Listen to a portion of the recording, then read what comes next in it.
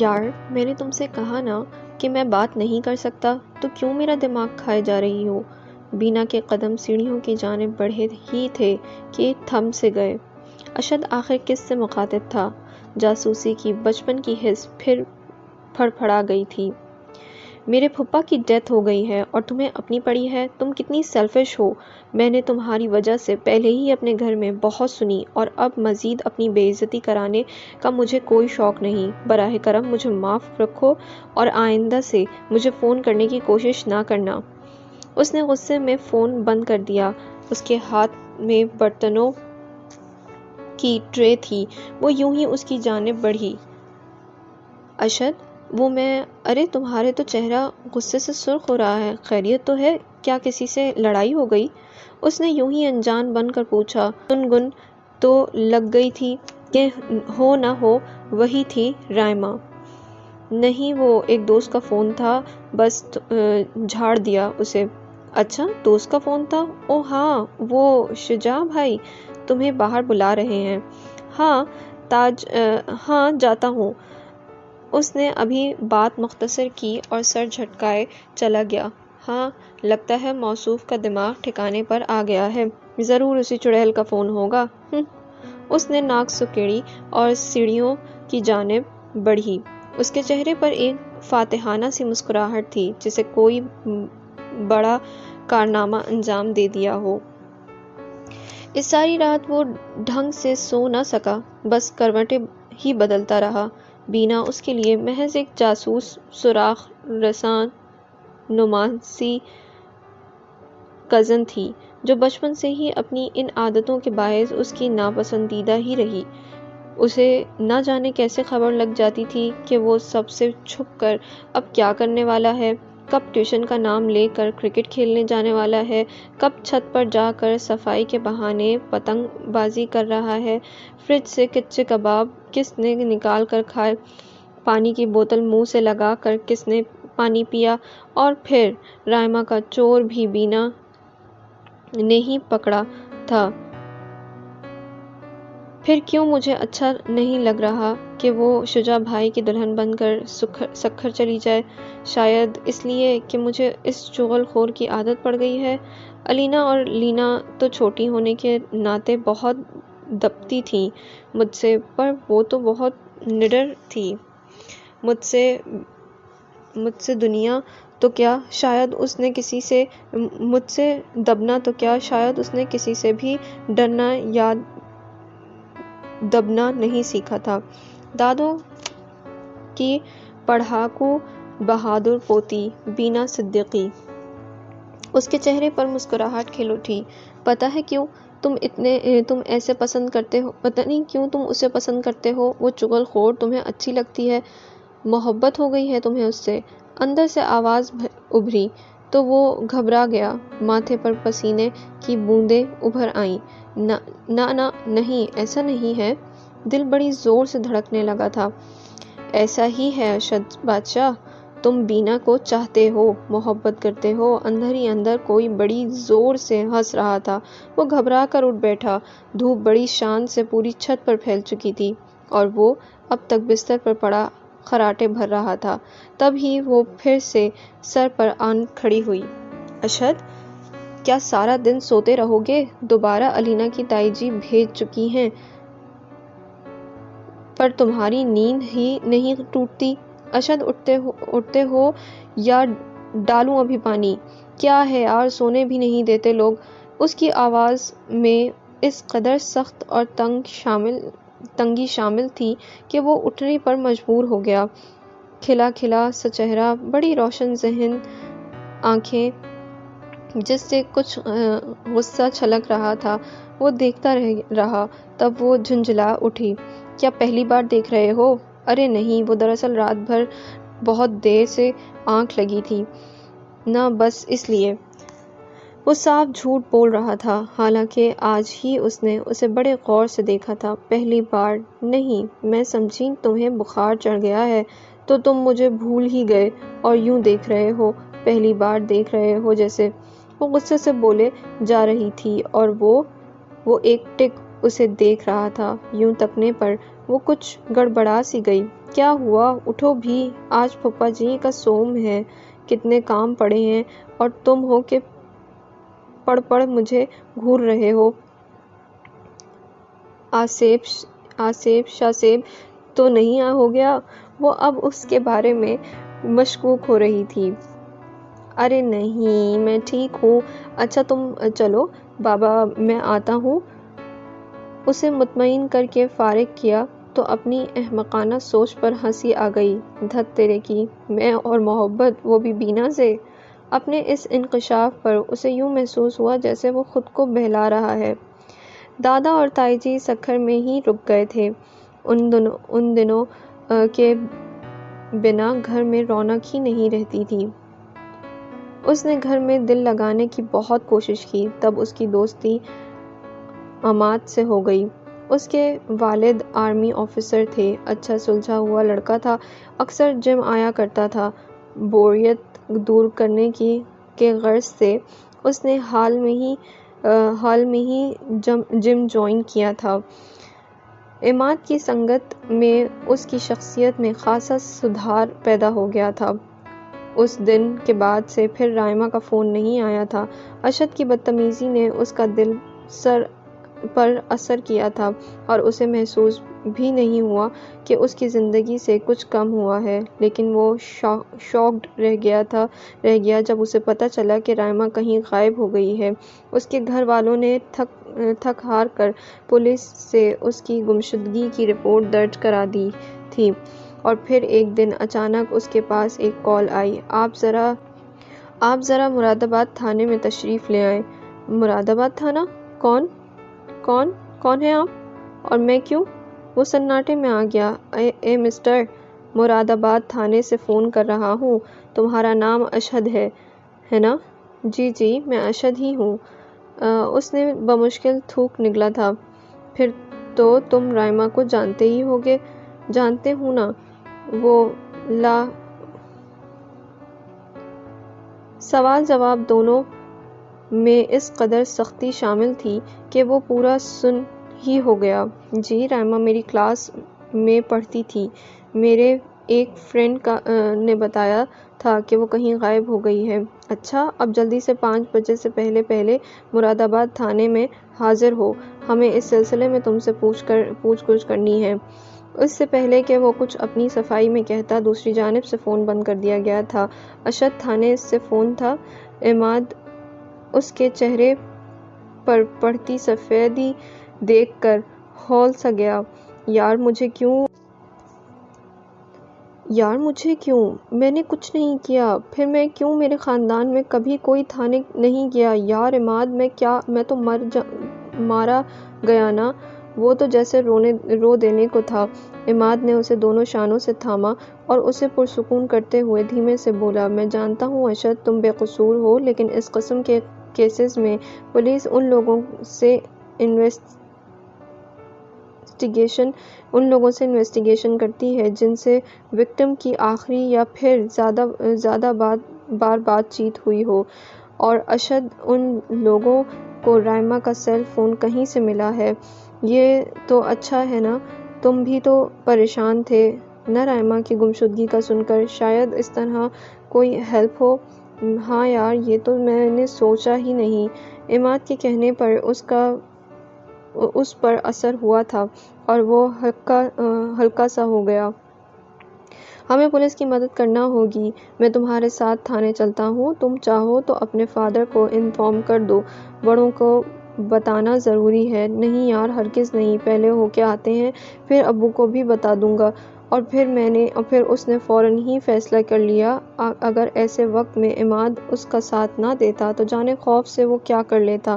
رائما کو غائب ہوئے 4 روز ہوئے تھے اور ہائی وے کے قریب جھاڑیوں سے اس کا موبائل فون ملا تھا۔ عماد نے اسے سچ بولنے کا مشورہ دیا تھا اور اس نے اس لیے اس کے کہے پر عمل کیا، پولیس کو ساری بات سچ بتا دی۔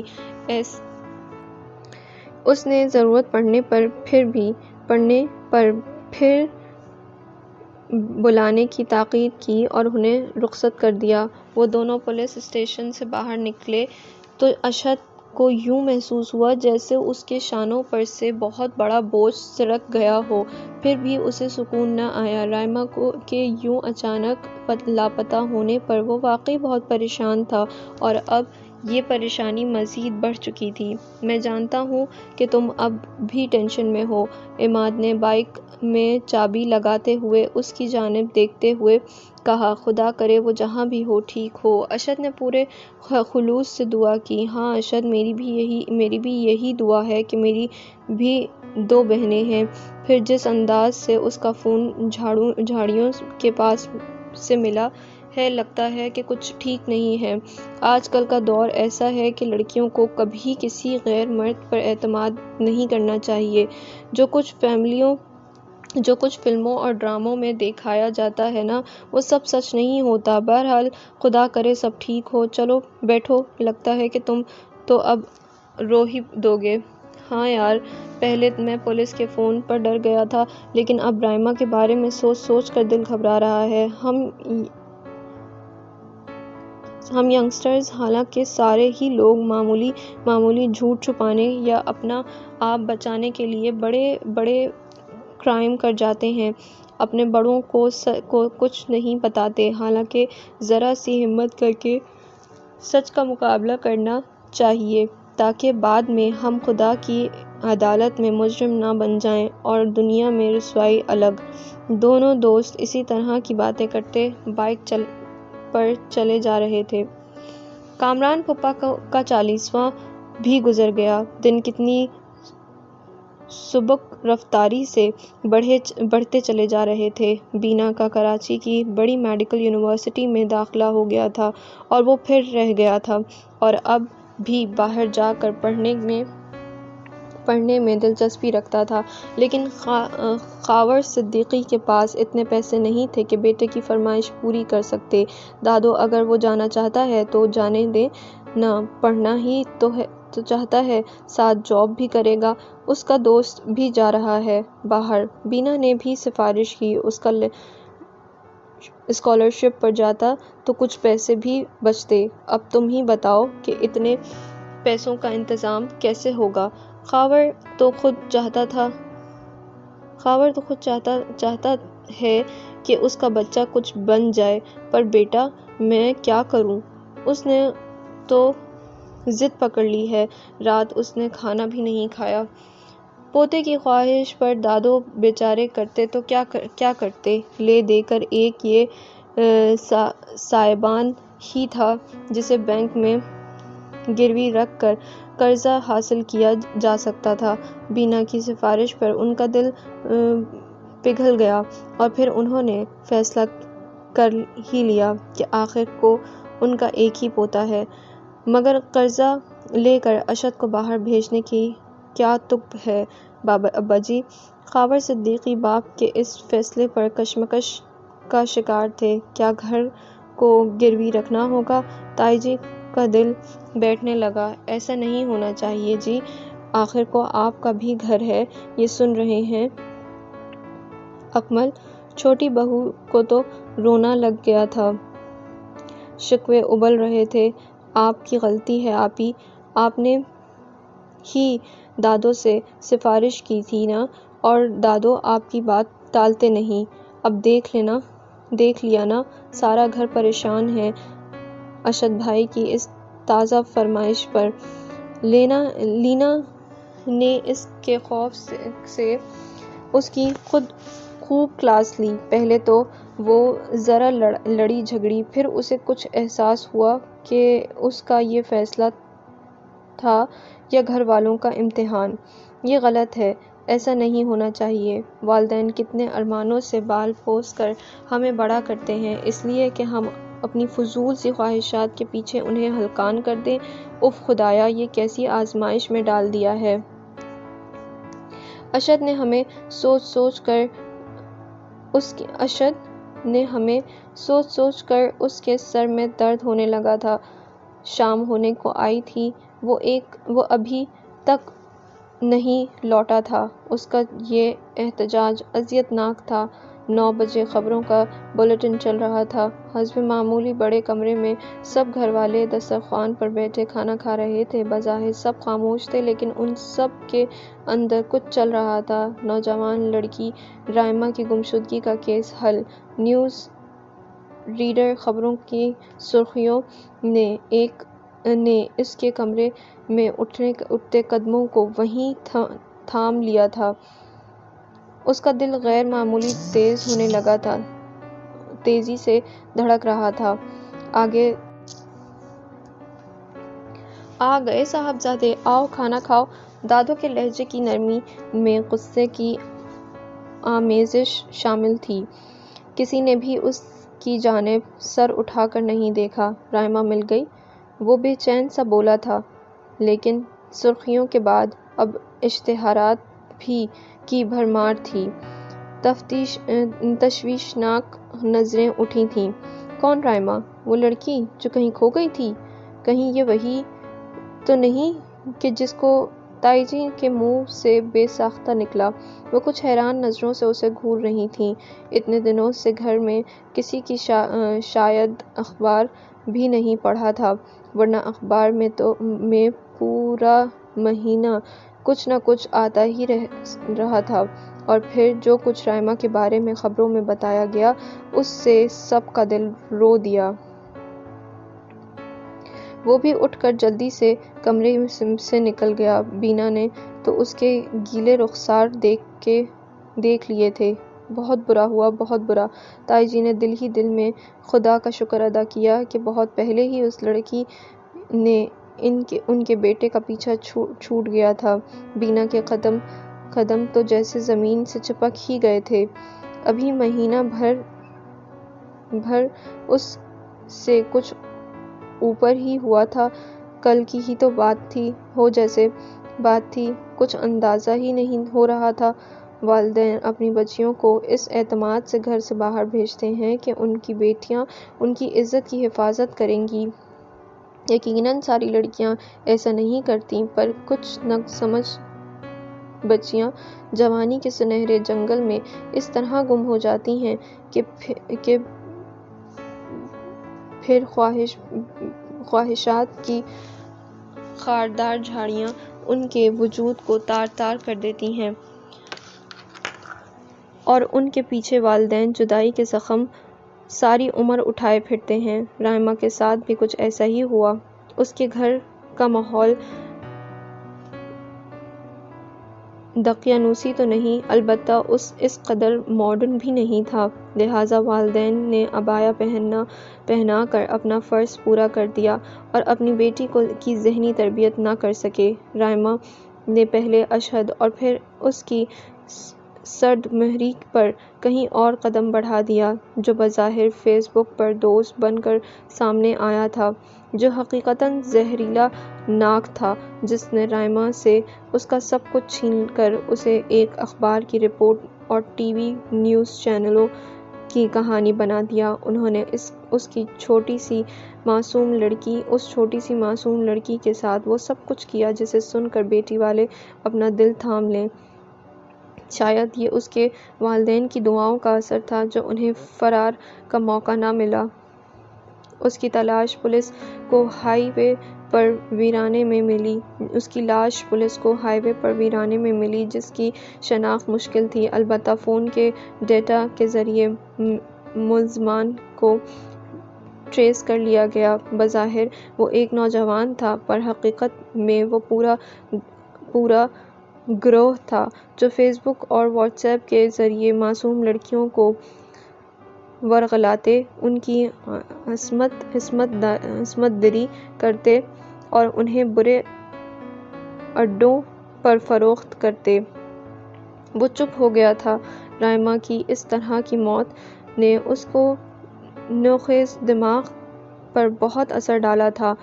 دادو کا خیال تھا کہ اسے بیرون ملک چلے جانا چاہیے، پر اب اس نے کوئی احتجاج کیا اور نہ شور شرابہ۔ شجاع بھائی اپنی کسی کلاس فیلو کو پسند کرتے تھے۔ ماں کے سوال پر انہوں نے سب کچھ فوراً اگل دیا۔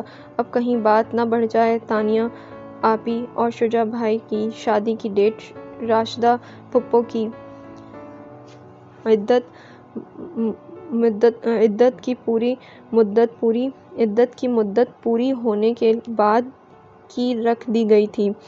سب سکون میں آئے تھے کہ اشد کی چپ اور بیگانگی نے پورے گھر میں ٹینشن کا ماحول پیدا کر دیا تھا اور سب کے متفقہ فیصلے سے اس کے باہر جانے کا انتظامات شروع کر دیے گئے تھے۔ اشد، کل تم اپنے باپ کے ساتھ جا کر پاسپورٹ بنوا لو، بڑا لمبا پروسیس ہے۔ پر کیوں دادو؟ اس نے انجان بننے پر سب ششدر سے رہ گئے۔ تم باہر جانا چاہتے ہو نا، اس لیے بیٹا۔ میرا فیصلہ غلط تھا دادو، میں بہت شرمندہ ہوں آپ سب سے۔ وہ واقعی شرمندہ نظر آ رہا تھا۔ خاور صدیقی کے ماتھے پر شکنیں ابھر آئیں۔ عجیب لڑکے ہو تم، کہاں اس قدر شور مچا رکھا تھا اور اب کون سا نیا کھیل شروع کر دیا؟ سوری ابو، میں ہمیشہ ہی غلط تھا، اور آپ سب بہت اچھے ہیں، آپ سب میرا کتنا خیال رکھتے ہیں۔ میری احمقانہ خواہشات کی خاطر اس گھر کو گروی رکھنے تک کا سوچ لیا، اور میں کس قدر خود غرض ہوں، آپ سب کو تنگ ہی کرتا رہا۔ تائی جی کے چہرے پر خوشی در آئی تھی۔ انہوں نے اپنی دیورانی کو مسکرا کر دیکھا۔ ایسا نہیں ہے بیٹا، چھوٹوں کا خیال رکھنا بڑوں کا فرض ہے۔ تم یہ سب چھوڑو، تمہارے مستقبل کے لیے یہ ضروری ہے۔ ہماری فکر چھوڑو، اپنی بات کرو۔ دادو نے بڑی محبت سے اپنے پوتے کی جانب دیکھا، جو اب بالکل بدلا سا نظر آ رہا تھا۔ میں نے آپ لوگوں کو بتایا نہیں تھا، میں نے آرمی جوائن کرنے کا فیصلہ کیا ہے، فارم جمع کرا دیا ہے۔ وہ میرا دوست عماد، وہ بھی میرے ساتھ ہے، اس کے فادر بھی آرمی آفیسر ہیں۔ مجھے جانا ہوگا آرمی میں۔ اف میرے خدایا، میرا بچہ، میرا لال۔ تائی جی نے بے قرار ہو کر اس کا منہ چوم لیا۔ سب کے چہرے خوشی سے کھل اٹھے تھے۔ ان کے پورے خاندان میں کوئی بھی تو فوج میں نہیں تھا۔ بینا کا منہ حیرت سے کھلا کا کھلا رہ گیا۔ یہ تو بہت اچھی بات ہے میرا بیٹا، ہم سب بہت خوش ہیں، خدا تمہیں کامیاب کرے، آمین۔ ان سب کے دلوں سے ایک ساتھ صدا ابھری، ارے بہو مٹھائی لاؤ سب کو، میرے پوتے نے تو میرا سر فخر سے بلند کر دیا ہے۔ دادو شدت جذبات سے بس رو دینے کو تھے، اور آج پہلی بار اسے اپنے ارد گرد اپنے پیارے گھر والوں کو اس قدر خوش دیکھ کر کس قدر سکون و فرحت محسوس ہو رہی تھی۔ یہ جذبہ کس قدر خوبصورت ہے، وہ یہ سوچ رہا تھا۔ یہ اپنوں کی محبت اور یہ دعائیں تو تھیں کہ جنہوں نے اس کی زندگی کی کشتی کو بے عزتی کے بھنور سے دور کر دیا تھا۔ سنو بینا نے اسے پیچھے سے پکارا۔ وہ اس کی جانب مڑا۔ مجھے تمہارے اس فیصلے سے پہلی بار بہت خوشی ہوئی ہے۔ کیا اب بھی مجھے تمہاری جاسوسی کرنے کی ضرورت ہوگی؟ اس کے انداز میں شرارت نظر آ رہی تھی۔ وہ مسکرا اٹھا، جی نہیں ڈاکٹر صاحبہ، ویسے اگر آپ اپنا تمام تر دھیان صرف اپنی پڑھائی پر دیں تو زیادہ بہتر ہے، کیونکہ میڈیکل لائن اتنی آسان نہیں۔ ویسے مجھے تمہارا شکریہ بھی ادا کرنا تھا۔ شکریہ؟ اسے اپنی سماعت پر شک گزرا۔ ہاں شکریہ، اگر تم میری جاسوسی نہ کرتی تو شاید میں انجانے میں کسی بھنور میں پھنس جاتا۔ مجھے ہاتھ پکڑ کر صحیح راستے پر گائیڈ کرنے کا شکریہ۔ ہاں ویسے فیوچر میں تمہاری جاسوسی کام آ سکتی ہے، لیکن میرے لیے نہیں بلکہ تمہارے لیے، کیونکہ زمانے سے یہ ہی سنا ہے کہ بیویوں کو جاسوسی کرنے کی عادت ہوتی ہے، اور تم تو پیدائشی جاسوسی ہو۔ وہ جو سر جھکائے بڑی توجہ سے اس کی باتیں سن رہی تھی، اچانک چونک پڑی اور خجالت سے اسے مارنے کو بڑھی، پر وہ تو اڑن چھو ہو چکا تھا۔ فضا ان دونوں کی متحرم ہنسی کی گھنٹیوں سے گونج اٹھی تھی۔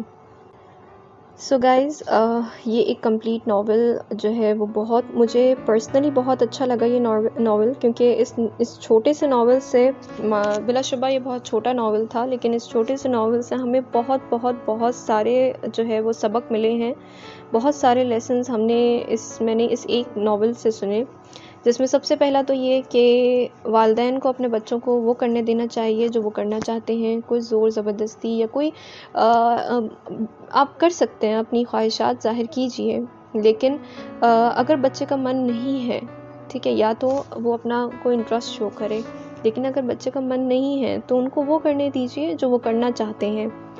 دوسرا سبق ہمیں یہ ملا کہ وہ گھر جہاں پر تھوڑا سا سختی ہو جائے وہاں بچے کافی حد تک باغی ہو جاتے ہیں۔ تو اس میں جو کیریکٹر رائمہ تھا، مجھے اس کے ساتھ بہت زیادہ ہمدردی ہے، لیکن اس سے زیادہ مجھے ہمدردی اس کے پیرنٹس کے ساتھ ہوئی، بیکاز ہمارے پیرنٹس نو ڈاؤٹ ہمیں بہت محنت سے بہت چیزوں کو مار کر، بہت اپنی خواہشات کو مار کر ہمیں بڑا کرتے ہیں، ہمیں پالتے ہیں، ہمیں پوستے ہیں، ہمیں اس قابل بناتے ہیں کہ آج ہم کسی سے بیٹھ کے کوئی 4 باتیں کر سکتے ہیں۔ تو اس کا یہ ہرگز مطلب نہیں ہوتا کہ جسٹ ہم اپنی خواہشات کو، جو کہ ہمیں قطعی اس کی اجازت نہیں ہے، کسی سے بھی، کسی نامحرم سے ہم گفتگو کریں یا کسی ایسے شخص کے ساتھ ہم گھومے پھریں جو مناسب نہیں ہے، ٹھیک ہے، تو وہ تو ویسے ہی وہ خواہشات اچھی ہی نہیں ہیں۔ تو اس پہ اگر آپ کے والدین آپ کو روک ٹوک کرتے ہیں تو they are on the right side, اور آپ غلطی پر ہیں، اس چیز کو ہمیں سمجھنا چاہیے۔ یہی وجہ ہے کہ اس کیریکٹر رائمہ کے ساتھ پھر ایٹ دا اینڈ اچھا نہیں ہوا۔